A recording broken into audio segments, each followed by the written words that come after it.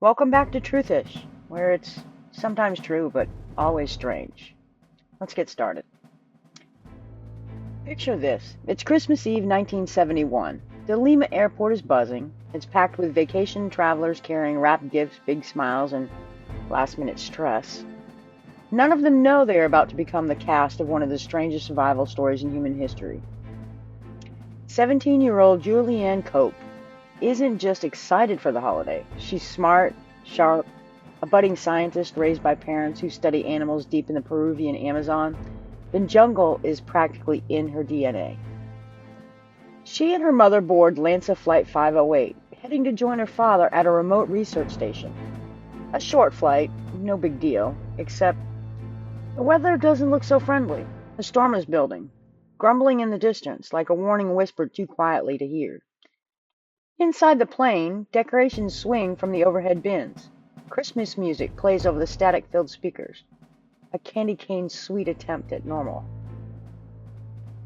Juliane presses her face to the window. The clouds are tall, dark, boiling. But the plane takes off anyway. Passengers clap, oblivious. Holiday cheer drowns out the feeling that something is very, very wrong. As the plane climbs, thunder rolls through the cabin walls. You can practically feel the sky tightening its grip. Julian squeezes her mother's hand. A flash of lightning outside. Then another. The kind that doesn't just light the clouds, it seems to rip them apart. Juliane doesn't know it yet, but she's about to fall through those clouds alone, with nothing but thin air between her and the endless jungle below. Because the sky isn't finished with her yet. Not even close. The seatbelt lights flicker as the cabin jolts. Flight attendants try to keep smiles glued on, but turbulence turns their balance into a pretty shaky performance. The captain's voice crackles overhead, calm, too calm. We appear to be entering a region of rough weather. Julian looks outside again. The clouds aren't just dark anymore. They tower upward like walls, volcanic in size, swallowing every trace of sunshine. The plane pushes deeper into them. Metal bones groaning as the turbulence becomes a full-body shove. Lightning dances outside, close, way too close. Passengers stop pretending everything is normal. Someone gasps as the plane lurches hard enough to make overhead bags tremble in their bins. A woman starts praying. Everyone grips their seat like their life depends on it. Julian's mother leans towards her. "It's okay," she whispers. "It isn't." A blinding flash, like a camera flash from the gods. The cabin lights explode into darkness, and then a boom that doesn't sound like thunder. It sounds like the plane itself is tore open. Trays and bags whip into the air. People are screaming. The world has become a blender of metal, humans, and chaos. Julian can't see her mother anymore. She can barely breathe. Gravity disappears. Or maybe it takes over completely. The airplane is no longer an airplane. It's falling apart, and Juliane is falling with it. There isn't a smooth transition from flight to freefall. There is a scream. Metal shrieks like a living thing. The cabin splits open. The wind is a monster, roaring and shredding the world apart. Passengers are yanked from their seats like paper dolls. Juliane doesn't fully understand what's happening. The pressure, the noise, the pain. Then suddenly, nothing is touching her anymore. She's outside, still strapped into a row of seats, weightless. The storm above her is a black swirling ocean with lightning. The jungle below is just green eternity, a place you cannot see through, only fall towards. Juliane spins through the air, powerless, a speck of humanity plummeting from the heavens, 10,000 feet, and no parachute. The wind punches the breath from her lungs. She might be screaming, but the sky swallows every sound. Scientists say humans black out under conditions like that, or die before impact. Juliane is conscious. She sees the trees rushing up. Not a blur, not a dream. Reality. Branches crack, leaves explode around her, something hits her in the face, another blow. Then, nothing but the jungle darkness. Her world fades out. She has fallen from the sky, and somehow, she is not dead. Juliane opens her eyes. The world is green. Everything hurts, but she's alive. She doesn't know how she got here. The last thing she remembers was the sky tearing open. Now she's lying on the forest floor. Her right eye won't open. Dirt has glued her eyelashes together. She tries to sit up. Pain shoots through her body, sharp enough to white out her thoughts. She can move her arms, her legs. She's breathing. Not well, but breathing. Above her, the trees loom like skyscrapers made of wood and leaves. The canopy hides the sky completely. No hint of lightning now. Just a distant rumble and the soft drip of rain off leaves the size of umbrellas. Her mother is not beside her. Juliet calls out. There's no answer. The jungle answers instead, screeches, buzzing, a low, constant hum like the entire forest is alive and watching. She knows this place better than most people, thanks to her parents' research. She knows every plant can be poison, every insect can be a threat. There are footprints in the dirt near her head, not human. Hooves, claws, something large enough to brush past her in the night while she was unconscious. She checks her wristwatch. It still works. She has been here for hours, maybe longer. Juliane pushes herself up and starts to stand. The sky tried to kill her. Now the jungle gets its turn. Julianne's body moves like it remembers survival better than she does. She knows she has to find help, or at least signs of other survivors.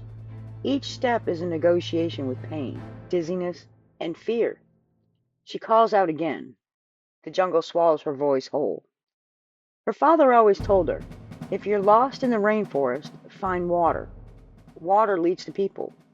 So she listens. Dripping, streaming, somewhere below. She stumbles in the direction of the sound. Leaves snap her face, mosquitoes treat her skin like it's a buffet. Her collarbone burns with every movement. Her glasses are gone, vision reduced to a blur that makes every shadow seem alive. She sees a patch of torn clothing caught on a branch. Human? She limps towards it, only to find it's just debris. A reminder that she is alone. And the jungle is good at hiding things. Hours pass. Lightning cracks far above, but down here, the storm never ends. It is damp, suffocating air, mud that tries to steal your shoes, roots that grab at your ankles, vines that feel like hands when you're tired enough to believe that they are. Juliane keeps moving, because stopping means thinking, and thinking means panicking. And panic in this place can hurt you faster than any predator. Juliane hears something through the thick curtain of leaves, a faint but steady sound, not wind, not insects, something else, flowing water. It becomes her new compass. She pushes through the undergrowth until she reaches a narrow stream. The water is quiet, but moving.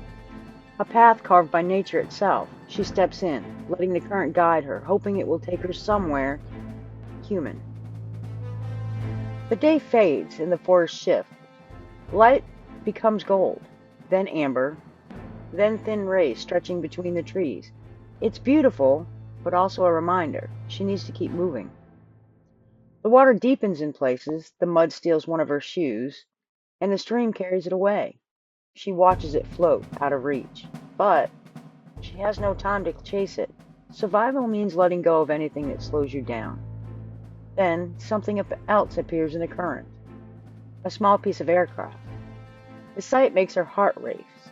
It's proof she's heading the right direction, but also a reminder of those who weren't as fortunate. She keeps moving, step by slow step, as the last light of day reflects on the water ahead. The stream winds and bends, like it's thinking about where to take her next. Juliane follows, careful with every step. Then she sees something along the bank. At first, it's only a hint of a shape, partly hidden beneath the leaves. It could be anything. She slows her pace but keeps moving because stopping means thinking too much. The rainforest doesn't reward hesitation. Another bend in the stream reveals more scattered pieces, bits of material and belongings resting where the current placed them. Each object a quiet reminder of the flight that changed everything. She feels a rush of hope that someone might be nearby. Maybe other passengers reached the water too. Maybe they moved downstream and found help. She calls out softly. The jungle answers with silence. The golden light continues to fade, leaving long shadows stretching along the water. Shapes in those shadows play tricks on her eyes. Every dark patch might be another clue, or just the forest trying to confuse her. Juliane takes a breath and presses onward. She cannot know what lies ahead, but she knows one thing is absolutely certain. The stream is leading her somewhere, and she has no other path to follow. Days have passed now. Each morning feels like a gamble, but Juliane keeps moving with the stream as her guide. Her body is tired, her vision blurred, hunger presses in like a fog, yet she walks. Then finally, something new. A path. Not made by nature, not random. A human path.